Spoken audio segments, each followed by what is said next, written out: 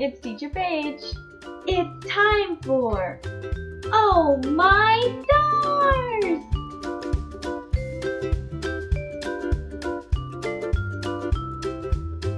Let's go!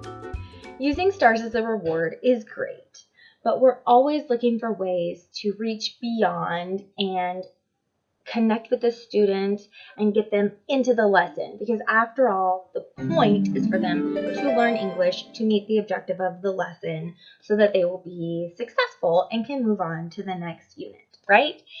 So I also really enjoy using stars that go with the lesson that I'm teaching. Often, I have my little girls that just want Elsa every time, or I have boys that just want robots every time. But even with those, I can find ways to integrate it with the lesson that we are working on. For example, maybe I have a student that loves Elsa and she wants Elsa every time, okay? But the lesson that we are on is family. So I can talk with her and ask her, who is Elsa's family? And maybe she can figure out that Anna is her sister, and we can talk about that.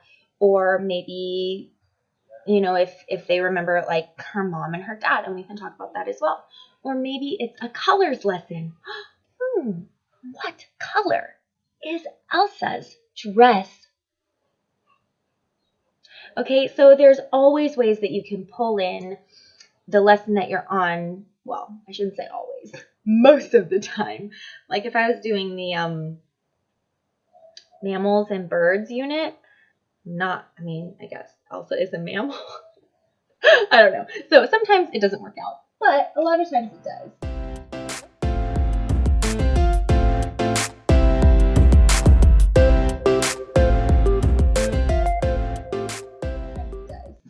The robots.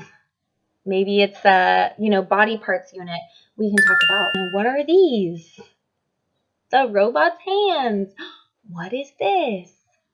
His leg. So there are ways to take the star that the student wants and try to make it connect with the lesson that you're teaching. If the student doesn't already have a specific star that they have requested or that they would really like to use, I do have some stars that I think, this would be great with this lesson.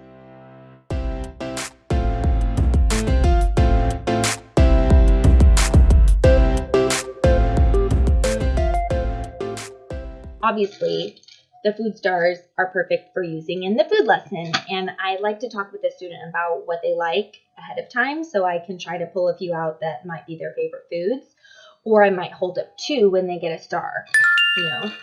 Do you like watermelon or donuts? Okay, and let them choose the star that they would like. Obviously donuts, no question. I have stars for every single unit of level 1.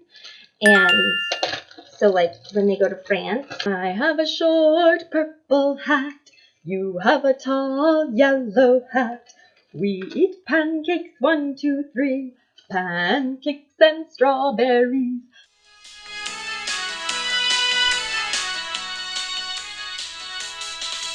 These are obviously super simple to integrate into the lesson and reinforces the vocabulary with the student.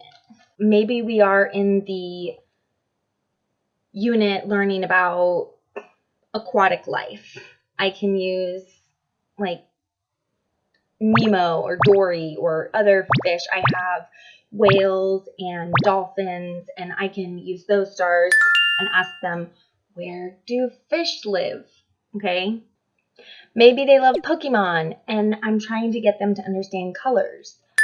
Which is your favorite Pokemon? Green or blue? Or if I want them to use their own language, which color Pokemon do you like?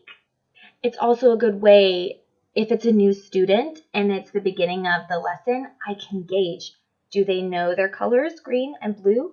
Do I need to scaffold that throughout the lesson? That's a great way to assess, do some little spot checks throughout by asking them questions about their stars. Do they know? Do they not? Maybe it's the feelings lesson. How does he feel? Is he happy? No. Is he angry? Sad. Maybe it's the sports lesson where they're talking about hobbies and different things that they like to do. I can ask them, do you like baseball or football? And they can earn their star that way. You can always connect your stars to your lessons. I hope these ideas help you use stars in your classroom. What are your favorite ways to make stars more fun? Let me know in the comments. If you have any questions about how to use stars in your classroom, be sure to drop a comment below so I can help you out. Thanks for dropping in. Be sure to hit that subscribe button and the bell so you know when I post new videos. Happy teaching!